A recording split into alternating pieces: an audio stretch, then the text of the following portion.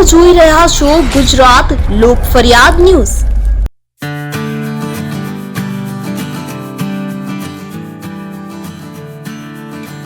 અમદાવાદ ખાતે પત્રકારિતા પરિષદ અમદાવાદ મહાઅધિવેશન 2024 સંપન્ન। ગત તારીખ 21/4/2024 રોજ ડોક્ટર શ્યામા પ્રસાદ મુખર્જી ઓડિટોરિયમ વસ્ત્રાલ અમદાવાદ ખાતે અમદાવાદ જિલ્લા પત્રકારિતા પરિષદ મહાઅધિવેશન 2024 ભવ્યાતિભવ્ય પ્રકારે સંપન્ન થયું કે જેમાં પત્રકારિતા પરિષદના પ્રદેશ અધ્યક્ષ લાભુભાઈ કાતરોડિયા, મહિલા વિંગના પ્રદેશ પ્રમુખ સમીમબેન પટેલ, પ્રદેશ ઉપપ્રમુખો, પ્રદેશ કારોબારી સભ્યો, ઝોન પ્રભારીઓ, અલગ અલગ જિલ્લાઓના જિલ્લા પ્રમુખો, અલગ અલગ તાલુકાઓના તાલુકા પ્રમુખો, જિલ્લા તાલુકાની કારોબારીના સભ્યો અને અમદાવાદ સહિત સમગ્ર ગુજરાતના જિલ્લાઓમાંથી 700થી વધુ પત્રકારોએ હાજરી આપી હતી। કાર્યક્રમની શરૂઆતમાં શ્રી અરવિંદભાઈ વેગડા ભાઈ ફેમ એ ગીત સંગીતના સુરે લાવ્યા હતા અને પત્રકારોને સંગીતના સુરે ઝૂમતા કરી દીધા હતા।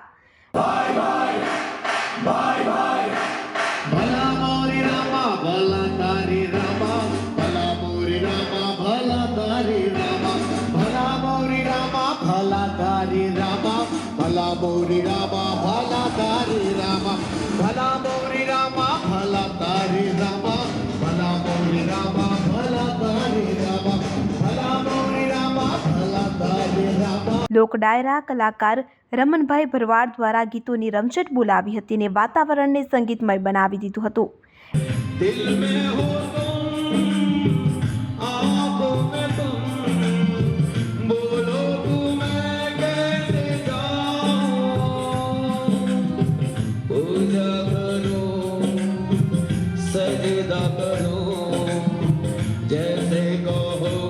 એન્કર દેવર્ષિભાઈએ પોતાની એન્કરિંગની આથી દીપ પ્રાગટ્ય માટે સર્વ મહાનુભાવોને આમંત્રિત કર્યા હતા। દીપ પ્રાગટ્યની અંતે સાથે પત્રકારિતા પરિષદ અને ભારત માતાની જયના ગગનભેદી નારાઓથી સમગ્ર હોલ ગુંજી ઉઠ્યો હતો। પત્રકારિતા પરિષદ પ્રદેશ પ્રમુખ લાભુભાઈ કાતરોડિયા દ્વારા નવનિયુક્ત ઉપપ્રમુખોનું સ્વાગત કરવામાં આવ્યું હતું।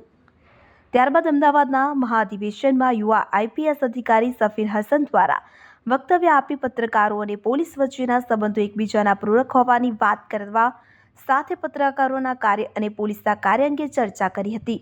હું એવા તમામ પત્રકાર મિત્રોનો અત્યારે આભાર વ્યક્ત કરવા માંગુ છું જે અહીંયા ઉપસ્થિત છે અને અહીંયા ઉપસ્થિત નથી કે આ લોકશાહીને જીવંત રાખવામાં, લોકોને એમના મૂળભૂત અધિકારો શું છે એ બતાવવામાં અને મૂળભૂત અધિકારો મેળવવા માટેની લડાઈમાં જેટલું કામ અને જેટલી જવાબદારી તંત્રની છે, પોલીસ તંત્રની છે, એટલી જ જવાબદારી આ દેશના પત્રકારની પણ છે અને એ જવાબદારી વર્ષોથી તમામ લોકો નિભાવતા આવ્યા છે।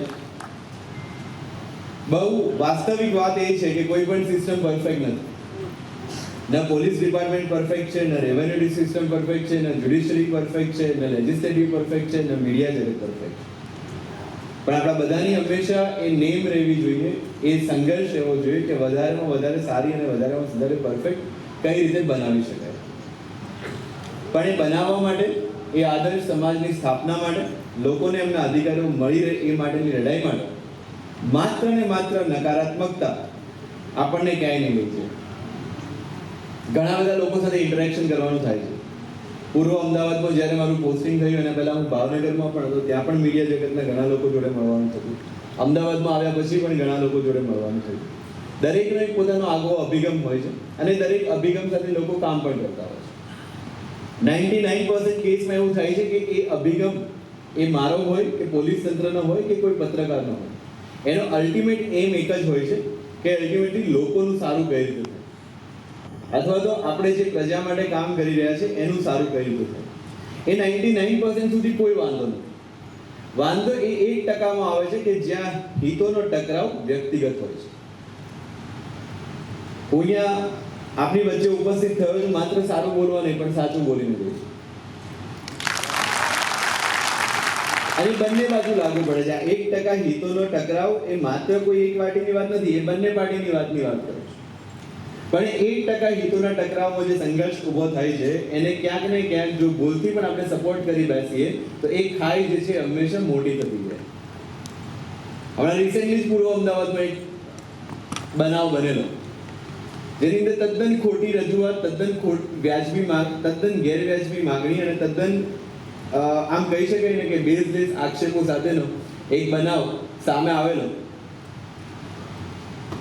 મને લાગ્યું કે આની અંદર ધ્યાન દોરવા જેવું છે, એટલે પત્રકાર એકતા પરિષદના પ્રમુખશ્રીનું મેં ધ્યાન દોર્યું વ્યક્તિગત રીતે. એમને સમજાવ્યું કે પરિસ્થિતિ શુંથી શું થઈ છે.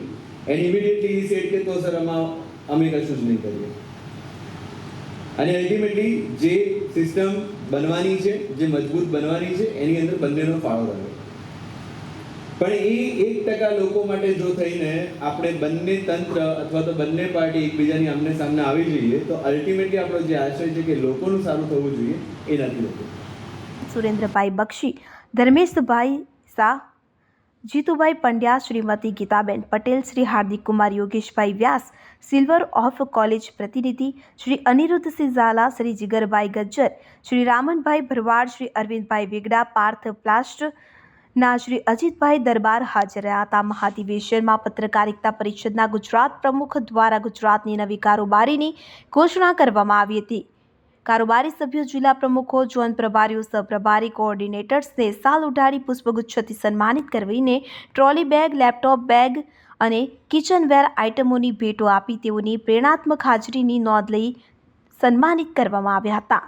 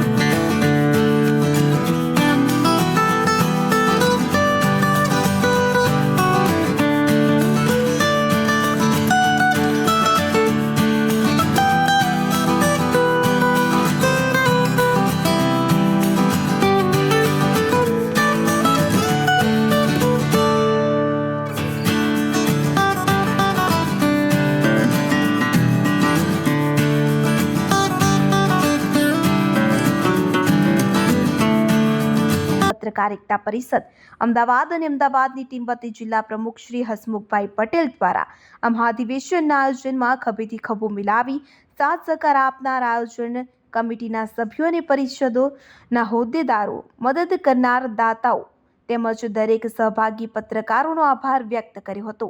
અંતે ભોજન લઈ સૌ કોઈ છૂટા પડ્યા હતા. સફળ બનાવવા બદલ આપ બધાનો ખૂબ ખૂબ આભાર માનું છું. પ્રદેશ કારોબારી પ્રમુખો, ઉપપ્રમુખો તેમજ કારોબારી સભ્યોનો ઘણો આભાર માનું છું. Thank you. આવા રસપ્રદ સમાચાર જોવા માટે અમારી YouTube ચેનલને શેર, લાઇક અને સબસ્ક્રાઇબ કરો.